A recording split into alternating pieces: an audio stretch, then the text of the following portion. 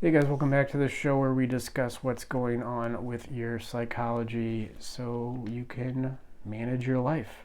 So you can make the decisions you want to make to ultimately live the life you want to live. So there's so much wasted energy spent on looking at the symptoms, looking at psychological symptoms and trying to manage that. Not just in self-help typically, but also in academic psychology. That's what cognitive behavioral therapy is looking at the symptoms. And if you try to look at a cause, so you look at the cognitive behavioral therapy triangle, there's thoughts, feelings, and actions. Thoughts, emotions, and actions. Okay, so where do our emotions come from? That's just our thoughts and our actions. Well, it's not really the cause. It's more of a ladder move than anything else. So it's very difficult right now in psychology to look at causes of our emotional issues. We just look at symptoms.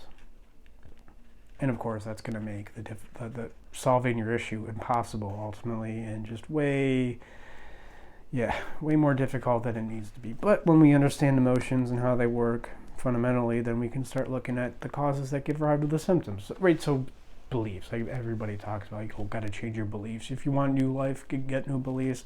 Well, yeah, maybe that's true, but where do the beliefs come from? Do the beliefs simply come from your beliefs? Do they come from your affirmations, from the way that you talk to yourself?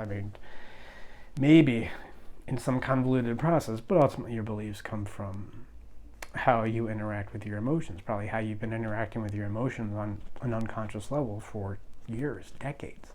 And we got to look at, so if you have any unhealthy beliefs, we got to first look at how you are interacting with your emotions in an unhealthy way, clear that up, and whatever belief you want to have about yourself, or what is healthy for you to have, given the context of where you are, given your relationship with reality, will be the belief that you have. And that's what we can help you with here, is just looking at fundamental issues. So we can at least make your issues simple, right? Not easy. It's still going to be difficult to work through, but we can at least make them simple and give you a stupidly clear path forward. So I guess if we're talking about symptoms, I got a question here this week from not only a listener, but a friend, a female friend, which may be relevant. In response to these mass shootings, she wants to know what she can do with the feeling that she needs to do something. So we have this strong feeling to do something in the face of these injustices that happen. And I think that feeling to do something is healthy. And perhaps I would even say you're a better person than I am if you feel that more strongly than I do. So the urge to do something, that's healthy. But what happens with, and often is people take this healthy urge and use it in an unhealthy way. We see this all the time in any kind of codependent relationship. If you're, just to hint at what I'm getting at here, if you have a codependent relationship, with society, or whether you have that with a person, somebody shows up in your life and they talk about all their problems that they have, probably because they sense that you're codependent. So I can use this person. They're not thinking this consciously, but that's what happens. That's how this predator-prey interaction gets started, right? I can use this person. They're going to try to help me. Of course, you're not really going to help them. But instead of focusing on those issues that you have wrong in your life, and of course you have your issues because you're codependent, right? You're trying to help them. You think, I know, the solution will be is I will help them, and they're really going to like me for it. But of course, what ends up happening is you can't help them. That's impossible, not in any fundamental way. And they just end up resenting you because you're trying to change them, and they have a right to resent you for you trying to change them, because that's disrespectful to somebody. If you're trying to change them, even if you're right, doesn't matter. You may know exactly why they're messing up and exactly what they can do to fix it. You may be very clear about that, but that doesn't make the codependent relationship any healthier. And I think a similar issue is going on here. So first we have to just look at, can you even do anything? What can you do on a national cultural level to really affect what's going on, or a political level? That's what typically people mean is, I want to do something. I want to affect change. I want to get the right gun law, or get the right legislation, or set up security in schools in the correct way so this will never happen again. But the fact is, people would say it's an unfortunate fact, but I think it's a very fortunate fact, is that you really don't have much effect on society. People, of course, have had effect on society. It's not like it's never possible. But we usually only have an effect on society to the extent that it's small. It's small and simple and monocultural, and right now we live in a society that's huge, a large government complex that just has its tentacles in every different facet of our culture, of our society, if we're talking about American society, and my friend's American, of course, then we really don't have much control. Maybe on some local level, but that's not what usually mean when they say they want to affect change. And even if you could pass a gun law, let's just say you could, does it really have a beneficial outcome? If you are totally clear on that, if you think the answer is obvious, then you are stuck. You are stuck in a narcissistic loop of seeking information that confirms what you want it to be. If you think that guns make us safer, you're stuck in a loop. If you think that guns are more, that lax gun laws make it more dangerous, make society more dangerous, then you are stuck in a loop. Now, ultimately, I don't care, right? I mean, I've talked about this. I think guns are fun. If you don't think guns are fun, then you just haven't spent enough time around them. Guns are a lot of fun. And so what, are we going to live in a society? I mean, I wrote this article, 10 years ago. It must have been, I think it was a response to a movie theater shooting. And of course, after all these shootings, people get all upset and up in arms, paradoxically, against guns, right? But my point is, look, guns are a lot of fun.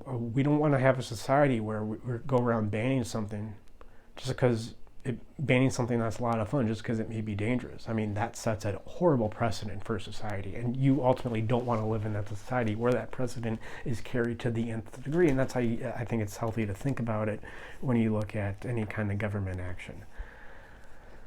So, do guns make us safer? Do the guns make us more dangerous? I mean, you can go back and forth on that all you want, and you can have your view on it, and maybe you know the data more than I do. I don't know, but ultimately, my point is, who cares? Guns are a lot of fun. And even if just one person in the society thought that guns were fun, would that still make it okay to take them away?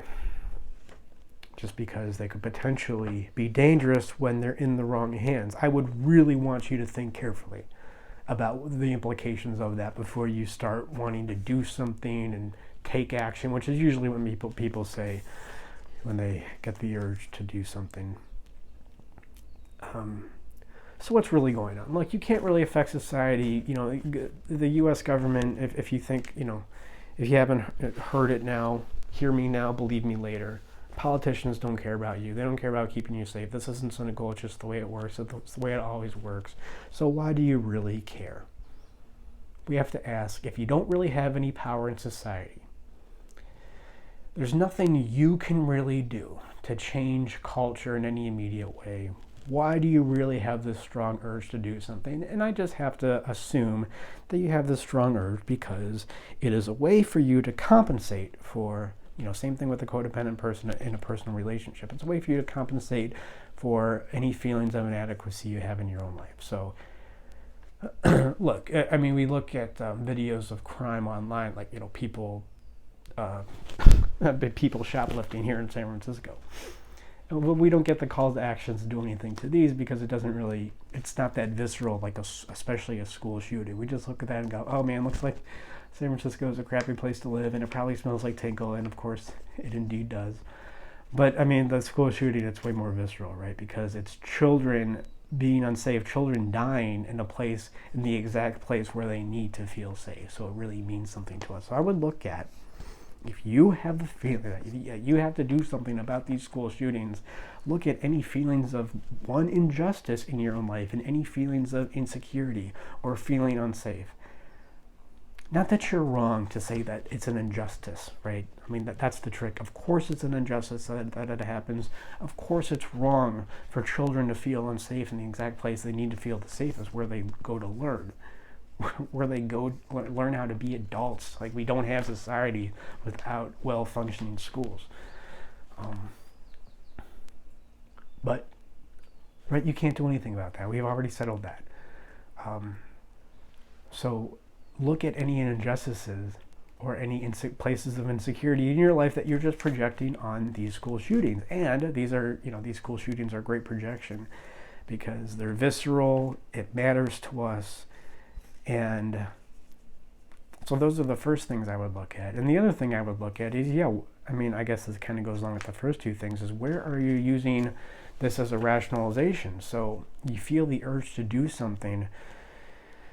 to affect change in the culture, to be an activist. All these are just euphemisms for codependence with society.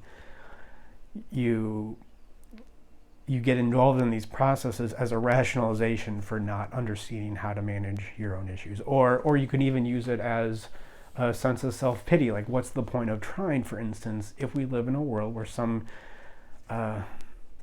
crazy person can just walk into a school and shoot up a bunch of kids? What's the point of even trying? Right? So it could also be that. So look at the payoff, right? Look at where you are receiving a secondary emotional payoff. The payoff here being a compensation for not managing issues in your own life. That would be the first place I would start. If you really want to know what to do with that urge. Yeah, you take that urge and it's uncomfortable, so you want to project it out. You want to be an activist. You want to, carry your sign around the state capitol to affect change and create stronger gun laws. That is a way for you to compensate for not managing your own social issue, for your own personal issues. So you try to manage social issues, being part of a crowd. Wow, what a coincidence, being part of the crowd, a great benzodiazepine, a great anxiolytic, a great way to manage your anxiety when you feel this existential strife in your own life as represented by a school shooting and how horrible that is, and you go, I gotta fix that. No. That's not the first place I would look. The first place I would look, the more likely culprit, the way more likely culprit here is to look at yourself. And the other thing I would say is just to focus on what you already do. I'm sure you have some kind of job. And what jobs are is they're a way to create a society. They're a way to create structure and order and health in a society. A healthy flow of libidinal energy in a society represented by economic energy, represented by money. That's what jobs go out to do. The jobs are there to facilitate that process. So in a way, the job that you're already doing, whether it's, okay, so let's say you're an architect. I mean, this is a pretty obvious example. Let's say you're an architect and you are really hurt by what goes on in these school shootings and you want to affect change. Well, maybe the best way for you to do that is to be a really good architect. Because part of what you're doing in being an architect is, yes, you're building buildings, of course, but buildings are art. And are school shootings more likely or less likely to happen in a society where we have art everywhere? We have art that we live in. We live in buildings that make sense and make us feel a sense of freedom. What it is to be alive, to be a human who is an individual unto himself and has free will and cognition, all these beautiful things and emotions that we can manage. You work to not only build buildings, but to build buildings that facilitate that feeling in people. And this is what I talk about. And this, if it sounds like I'm up my own ass or bombastic or highfalutin, I am. But this is also true. And this is what I talk about in my book on developing a, what do I call it? A contribution. Right? It's not just it's not enough simply to have a purpose. You got to have a contribution. What does it mean? What does it mean to you when you do the things that you do? Whether it's become an architect or, maybe something that, like a concrete salesman, even something like that. You're selling concrete. Okay, you're out there creating relationships with people. First of all, just the relationships you create with people can have a profound effect on them. And those relationships that you create, however healthy they are, will go out and have profound effects on the people that they interact with. And, I'm not the first one to say this, but you are, it's interesting in a way, on a top-down level, affecting change in our politics and being an activist and trying to change society from the top down and make our institutions right. Most of that change is a fantasy. It is a codependent fantasy. But in a more grassroots way, in a more organic way, you actually are fairly powerful. And how you interact with people just reverberates throughout their life. So if you're a concrete salesman, not only are you facilitating building material so we can have buildings so the architect can build these beautiful things in which we feel more human, but you're also, facilitating relationships or in anything else. Just you have way more effect in what you already do now than you ever could if you have your picket sign outside the state capitol. Of course, we know the reason why you're ultimately doing that is because it's you just have a lot of anxiety. or just in your relationships, just in your relationships in general. The people you interact with, for the same reason why being a concrete salesman, however minuscule we may think that job is, and maybe it is, but it has nothing to do with the job and more to do with the intention you bring to it. It has way more to do with how well you can make that purpose in your life, being an effective salesman, into something that contributes, right? This is the eternal return. This is what I talk about in issue 2. I talk about this in the morality of the eternal return, why, this is the culmination of Nietzsche's philosophy. This is the culmination of the Übermensch. Okay, so the Übermensch is the culmination of Nietzsche's philosophy, you could argue at least parts of it, and the eternal return is the culmination of the Übermensch's ethic. And what does Nietzsche say? And I think it rings very true. He says, in effect, you do not, yes, you play the game to win. I think this is what I say in issue 2 of the magazine. If I don't say it in my eternal return video that I did, my presentation on that, maybe I'll link it below. You don't play the game to win. Well, you do play a game to win, but you play it to make it a better game. And that's what contribution is. I mean, that is the Übermensch's ethic. And I just get the feeling, I don't know, maybe I'm wrong here, but I just get the feeling that the more that you realize any effect that I have on society, it's kind of minimal to whatever effect that I have. And then anytime I do try to change society, it's probably just me compensating for issues in my life that are difficult for me to manage, or maybe I don't know how to manage. And then where I can have an effect on life, isn't it interesting that when I want to, quote, affect change or be an activist, it just takes away from those parts of my life where I do have the most effect. My personal relationships, my community, the job that I do, any contribution that I can give, and any contribution that breathes ever more life and spirit into my purpose. And the other thing I would say is, if this is a personal thing and you have children, and you're worried about your children being shot up in a public school, I get that. Well, yeah, I just said it, right? I just gave it away. Don't send your kid to public schools. That's where these school shootings happen. So if this is about keeping your own children safe, or keeping maybe your nieces and nephews safe, or your grandchildren safe, whatever, don't send your kids to public school. What are you doing? Send them to a private school. And you could say, well, private schools are expensive. Oh, I can't get the money together for a private school. Okay, so let's just go back to the beginning then. So you can't even get money together to send your kids to a private school, but you can somehow affect some great change in the world, or at least in your state, by holding up a picket sign in front of the state capitol. You can't even send your kids to a private school. If you can't even do that, if you don't have a handle on that, I think that's like a low bar for even getting involved in politics. If you don't have the wherewithal, psychological, financial wherewithal, right? I mean, look, this all comes down to the payoff and what you're really doing. When I'm thinking about it, there's this old saying when somebody's hungry. Maybe I got this from my mom or something. Or maybe I got it somewhere else. But it's something to the effect of, oh, you think you're hungry? Okay, well then have eggs or salmon. Or maybe it's eggs or some other fish like cod. Then have eggs or cod. Well, I don't want eggs or cod. I want something else. Well, if you don't want eggs or cod, then you're not really hungry. And it's fine. Most likely you're just trying to eat to manage your emotional issues, which of course I do all the time. It's fine. I'm not saying you're a bad person, but just be honest about it. Simply be honest about it. Okay, so you have this urge. You have this hunger, supposedly, to make the world a better place.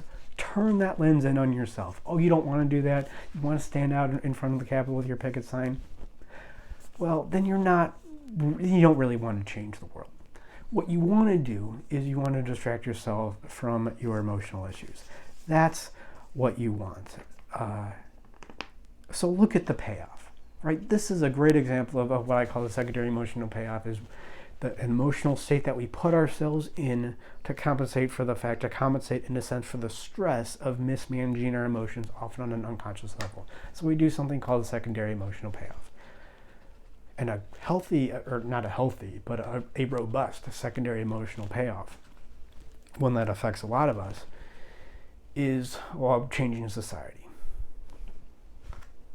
Right? This is a distraction. This is a distraction from issues that you don't really know how to manage. So manage the payoff. Understand where the payoff comes from. Understand the 3 or 4 steps, often unconscious, often a way you're mismanaging emotions that lead to the payoff. And then when you're in the payoff, I'm not even saying not to do the payoff, to not get involved in the, do your picket thing in front of the state capitol. Do that if you want. I mean, whatever. I don't care. I don't think it matters one way or another. It's mostly going to be a waste of time for you. But if you're doing that, just know that you're doing it. Right? Just know there's a huge freedom in just saying, no, I'm actually not eating because I'm hungry. I am just eating because there's stress in my life that I don't really want to manage right now. It's incredibly freeing to simply be honest. Like Jordan Peterson, he goes around saying, you got to be honest, you got to tell the truth, or at least not tell lies. But what does that even mean? I would submit that just telling the facts of your life, that's not even telling the truth. Because somebody who says, if they have very little emotional awareness, they have the urge to do something in the face of a mass shooting, and they go, I feel like I need to do something, 99.99% of people are going to say, oh, you're a good person for wanting to do that. Of course, there's going to be the 0.001% who goes, actually, no. I know it seems like you're a good person, but actually... You're wearing this mask called being a good person to cover the fact that you have issues you don't know how to manage, which is, again, fine. Join the freaking club. It's the everybody club. We all have this. Just admit it. Just admit that that's what's going on. But anyways, Jordan Peterson talks around and says, tell the truth. Well, dude, how can you tell the truth if you don't even know your own emotional issues? If you don't even know what emotions are and how your emotional issues play out in every aspect of your life. So how do you know if you're talking about what's going on out there, the mass shooting, versus what's going on inside? Oh, I can't manage my emotional issues, which is why I care about the mass shooting, school shooting, or whatever it is. That's the issue. Right? So you can only tell the truth, which I think is important, and I'm, not taking anything, well, I am taking something away from Jordan Peterson, because I don't really think he's a psychologist, right? That's what it says on the plaque in his office, but he's not really a psychologist. I said this before in another article, he's a philosopher who talks about psychology. That's a huge difference. So yeah, tell the truth, right? And when you're eating, 7 protein bars in a row, at least be honest about why you're doing it. Don't just say, oh, I'm hungry. You're not. It's fine, but you're not. And don't lie about it. Oh, I just want to help the world. I just want to make the world a better place. Look, I made my sign. Just be honest about it. Right? That's the first step. And if you want help, obviously, with figuring out emotions, how your emotions affect your life, where you look at reality versus where you look at a projection of an unmanaged emotion, that's what we can help you with here. animusempire.com/schedule. We do free consultations. There's also a bunch of information on my website. If you just want to know more about what I do, there's a bunch of videos and stuff and articles. I think I'll link to the Eternal Return one, because I remember that being a pretty good presentation on the eternal return, recurrence, whatever. And I think I have a perspective on that not a lot of people have. I've honestly, this isn't me bragging, this is more me bragging about how few girlfriends I had in college. But I've never met somebody who's read more Nietzsche than I have. So I may have something helpful to say about that. So I'll link to that below. Yes, we have tons of information, free consultations. And remember that when you think what you're doing makes you a good person, or you think that what you do makes you a good person, it could just be an elaborate distraction from your own emotional issues.